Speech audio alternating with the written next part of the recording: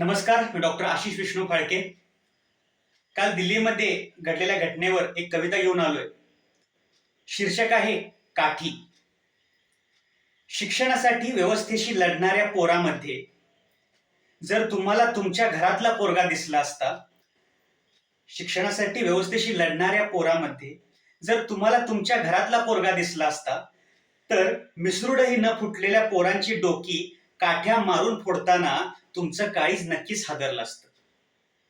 मुलींचे कपडे फाटेपर्यंत त्यांना मारणाऱ्यांना, मुलींच्या छातीवर लाठ्यांनी प्रहार करणाऱ्यांना त्यांच्यात स्वतःची मुलगी, स्वतःची बहीण जर दिसली असती, तर कदाचित वार करताना हात थोडा कमी फिरला असता आणि जखम थोडी कमी झाली असती, रक्त थोडं कमी सांडलं असतं आणि माणुसकी थोडी तरी जिवंत राहिली असती.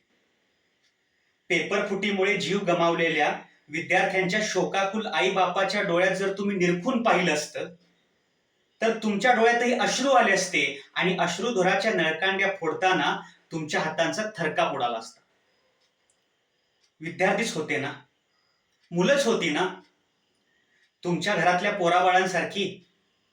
विद्यार्थीच होते ना, मुलंच होती ना तुमच्या घरातल्या पोराबाळांसारखी, हाडामांसाची.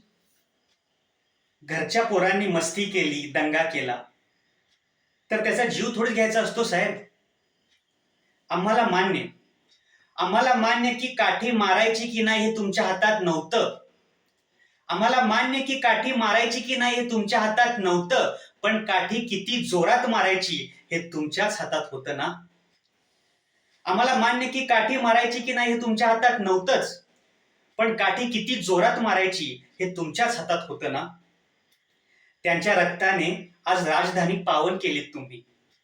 त्यांच्या रक्ताने आज राजधानी पावन केलीत तुम्ही. पण लक्षात ठेवा, हे रक्त साधं सुधं नाही. हे रक्त शहीद भगतसिंगांचं रक्त आहे. या रक्ताला वास आहे क्रांतीचा. हे रक्त मूकनायक डॉक्टर भीमराव बाबासाहेब आंबेडकरांचं आहे. याला वास आहे संघर्षाचा. पण ही काठी जपून ठेवा साहेब. आणि 15 ऑगस्ट आणि 26 जानेवारीच्या परेडला हवेत गरागरा फिरवा, दिमाखात मिरवा, कारण याच काठीने वार करून तुम्ही रक्तबंबाळ केली आमची लोकशाही. आम्हाला मान्य की काठी मारायची की नाही हे तुमच्या हातात कधीच नव्हतं, पण काठी किती जोरात मारायची हे तुमच्याच हातात होतं. धन्यवाद. छान.